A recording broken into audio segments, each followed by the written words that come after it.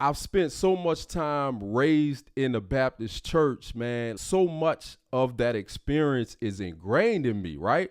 And y'all, when my wife told me the judge's ruling, the first thing that came to my mind was lied on. Many times I've been lied on, but I'm still here. Trump team try to disqualify me, but I'm still here.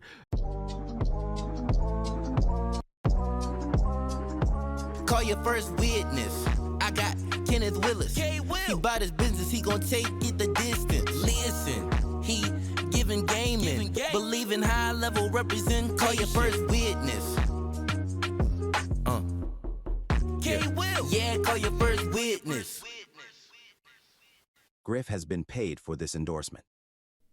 What's good, beautiful people? It's your boy K Will. Welcome to another episode of Call Your First Witness. Thank you for tuning in. Listen. I'm excited to be here, y'all. I'm checking in for a mini episode. I ain't gonna hold you too long, but I gotta check in. And let me tell you why. Breaking news. You already know. Breaking news in the Trump interference case. Fani Willis, Fulton County DA, the state of Georgia versus Trump and a whole bunch of co-defendants. Breaking news, Judge McAfee came down with his ruling. I had to pause for the cause. You know, I'm in this kind of, I'm still trying to figure this out. You know what I mean? The news fell on a Friday. Normally I drop my episodes at the end of the week. I'm like, man, can I wait? Can my viewers wait? Can my listeners wait? I got to check in. I got to let them know. I told them I'm going to break the ruling down, but I don't know if I could wait. I don't know if they could wait for me. So I'm checking in, y'all. I got to do what I got to do. I got to make it work. So look, I'm checking in. I got a different scenery, different background. I know you noticed it, but look, it's still K Will. It's still Call Your First Witness.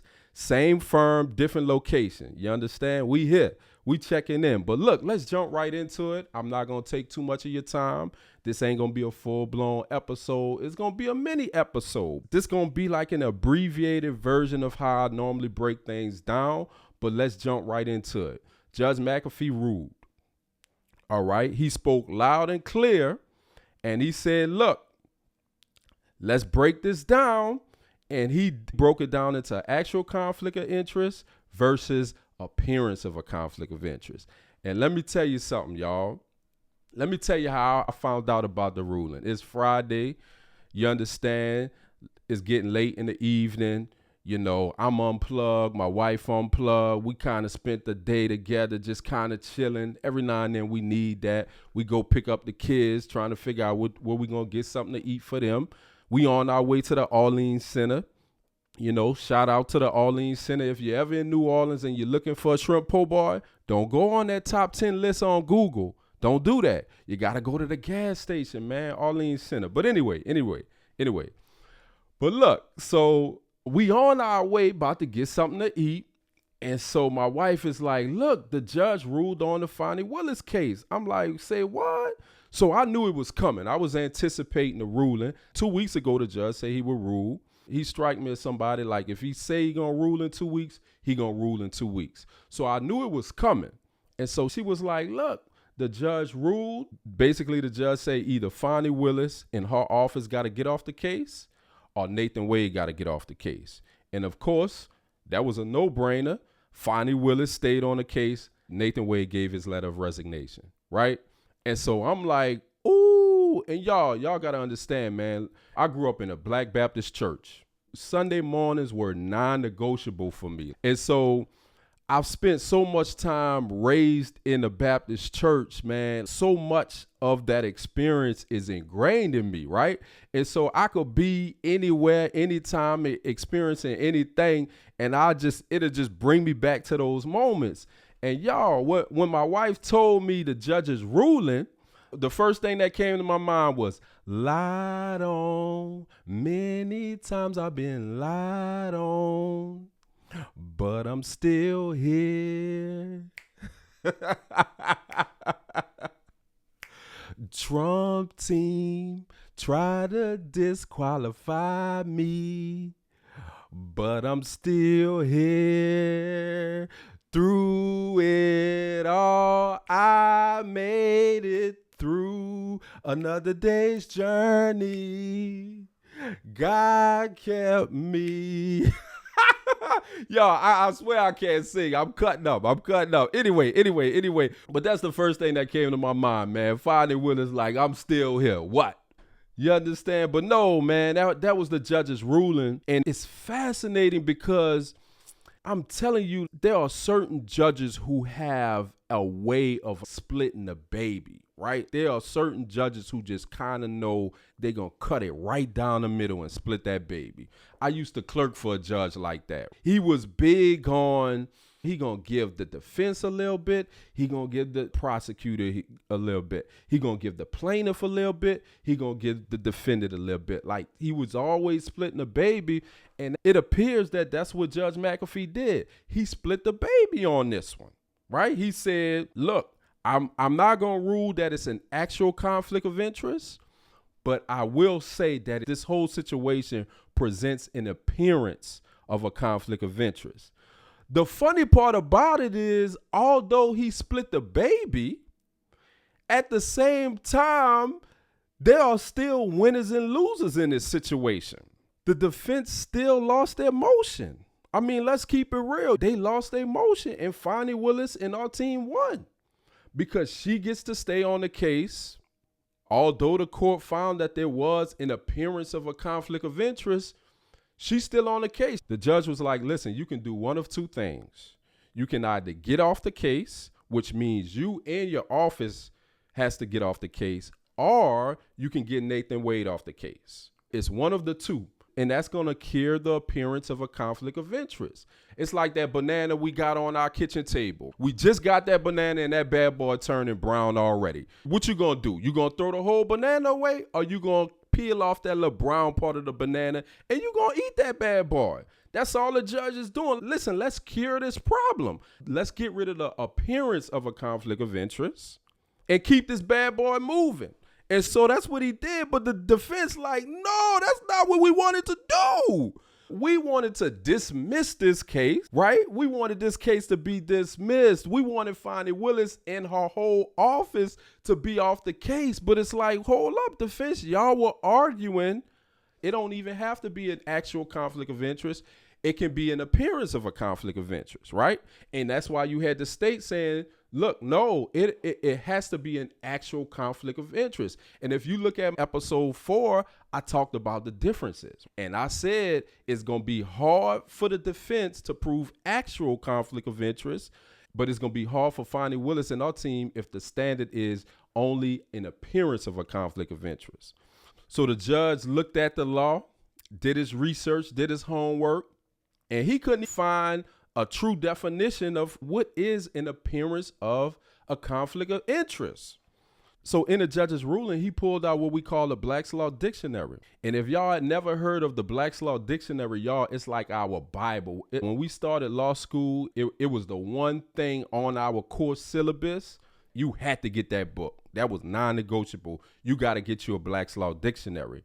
And basically, it's a dictionary, but it's comprised with all these legal words. What does prima facie mean? How do you say it? Prima facie, prima facie? What does unequivocal mean? What does genuine issue of material fact mean? What about voir dire? How do you say that? Voir dire, voir dire? Like all these words, we would reference the Black's Law Dictionary. And so now you got the judge, he'd had to pull out the Black's Law Dictionary. I mean, he had to probably dust off the cobwebs and like, man, what does the appearance of a conflict of interest mean? And so in the judge's ruling, when he's defining what an appearance of a conflict of interest is, it's a reasonable man standard. So the reasonable man looks at the conduct or the status, and if that person views the actor's behavior as inappropriate or wrongful, then it's an appearance of a conflict of interest. And so basically, the judge said, I looked at all the evidence and looked at it from the standpoint of whether Fani Willis and Nathan Wade had a financial stake in the outcome of the case. And basically he said, I didn't see it, right? And he looked at the amount of money. He said, listen, no question money was exchanged. No question that about $12,000 to $15,000 probably went in Fani Willis's favor. They couldn't account for that. And so I'll give the defense that, right? But the judge also said, in terms of dollar amount, this is not material. This is not significant. We're talking about $12,000 to $15,000. This goes back to when I was joking about Napa County and Napa Valley, because that was the arguments the state was making. They went to the DoubleTree. But essentially the judge is saying, look, we're not talking about a whole lot of money. And the judge also said, I listened to Fani Willis's testimony, and she talked about how much she made. She's making over $200,000. She doesn't appear to be struggling financially. She doesn't appear to be in a whole lot of debt. So I can't look at this case as she took this case to make money. The judge is basically saying, I don't see it that way. And so it's not material. Yeah, we can't account for the $12,000 to $15,000. And yeah, even though Nathan Wade and Fani Willis got on the stand and said Fani reimbursed Nathan Wade for all the money for the trips, it didn't appear to be an even split. And the judge acknowledged, listen, the judge went in on Fani Willis. I'm not going to lie. He went in. He made statements saying, listen, this wasn't a loose exchange of money. You know what I mean? It wasn't verified. He went in.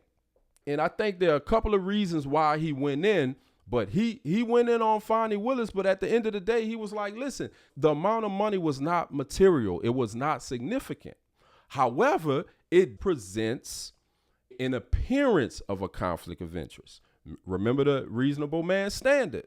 So basically, the judge is siding with the defense and granting their motion in part. You got a W, defense.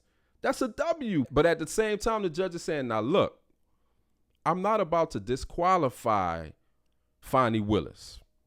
And he's saying, based on the case law, that's a drastic remedy. And if we only talking about an appearance of a conflict of interest, then we can cure that problem. And so that's when he comes in and he says, listen, Fani Willis, you got a choice to make. And this is a no-brainer for Fani Willis. She got to get rid of Nathan Wade. And so that's why the same day the ruling came down, the same day Nathan Wade submitted his letter of resignation. What about this forensic misconduct? Now, the judge raised and dismissed forensic misconduct. Remember that term? Basically, the defense, they were trying to say Fani Willis did an interview with somebody writing a book on steal of votes. And Fani Willis was talking about the case and said something that was inappropriate towards the defendants. But they couldn't really point to anything. So Judge McAfee was like, listen, I didn't heard all the testimony. I didn't review all the evidence. I didn't see anything that runs afoul of what the jurisprudence says as it relates to forensic misconduct. He talked about the whole issue, but he also went in on Fani Willis. He was like, listen, I don't understand why she would sit down with an author about a book with this case still pending. Why would she do this? Why would she let her office do this? This doesn't make sense. I think he characterized it as unorthodox. So the judge was going in. He was going in on the speeches at the church. He was like, listen, it might be time for me to do a gag order. That's all in his ruling. But he still said it didn't rise to the level of disqualification. So he raised and dismissed. And let me tell you something, y'all.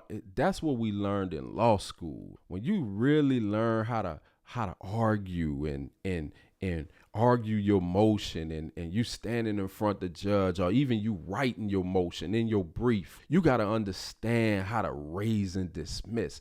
And basically raise and dismiss means, listen, don't act like your opponent ain't on the other side making good arguments. Right? Don't just act like everything you saying is golden and they not making sense over there. So raise and dismiss essentially means you got to acknowledge your adversary's arguments and say, yeah, they made some good arguments and they presented this issue and they presented this law. But let me tell you how it doesn't apply to this case, right? So you raising and dismiss. And another reason why I think the judge is raising and dismiss is he probably knows that he's going to be taken up on appeal. And this is what great judges do. They going to make sure that record is airtight. they gonna make sure that ruling covers everything. We got a 23-page ruling, y'all. And so he's raising issues, raising problems, which the defense lawyer may come in and say, look, he didn't address this issue. What about the phone records? We submitted evidence of the phone records. Remember the phone records? The phone records could show that Fani Willis and Nathan Wade were lying. But Judge McAfee talked about the phone records. He said, I reviewed the phone records. And basically, the phone records really couldn't definitively show when the romantic relationship started. I considered Terrence Bradley. The judge essentially was like, I'm not even entertaining Terrence Bradley. Like, that was so bad. That testimony was so horrible. I'm not even entertaining it. He even talked about Robin Yearty. He essentially said Robin Yearty, Terrence Bradley, and the phone records, all that in its totality, it still didn't definitively show when the romantic relationship started. And so Fani Willis still in there. She's still in. I mean, that was a no-brainer decision, y'all, for her to just say, look, we're going to stay on the case, because that was my initial thoughts. I was trying to figure out, why can't they just cure the problem, cure the conflict, put up a Chinese wall where they won't have that issue anymore. But then I realized, if Fani Willis gets off the case, that means her entire office have to get off the case. And then the case goes to the prosecuting attorney counsel. And that person is a Republican. And that person appoints who would be the special prosecutor to come in and try this case. And not even try it, but to decide whether or not they need to continue to pursue it. And like I said, that person is a Republican. I'm not suggesting that just because he's a Republican, that case gonna go away, but we know politics involved in this. I mean, we're not stupid, right? On both sides. And so that's why it's a no-brainer that Nathan resigned. Fani Willis and our team stays on the case, and she's still here. So y'all, that's pretty much the case. The defense lawyers, they gon' still appeal, and strategically, at the very least, they'll be able to drag it out. But the question will be, listen, if they appeal, that doesn't necessarily mean that the case is going to be paused, right? So the case can still move forward. They can file their appeals, and Fani Willis and our team can keep aggressively pushing this case. So I'm interested to see what's going to be the defense lawyers' next moves. I'm also interested to see how aggressive Fani Willis and our team is going to push the case, because it's on to the next. Judge McAfee made his ruling. Although he split the baby, the defense lost, and Fani Willis and our team won. I mean, let's just keep it real. She's still on the case. Lied on. Many times I've been lied on, but I'm still here. Trump team tried to disqualify me, but I'm still here. Y'all holler at me, man. I enjoyed my time. I told you I wasn't going to stay too long. Check with me later. Call your first witness.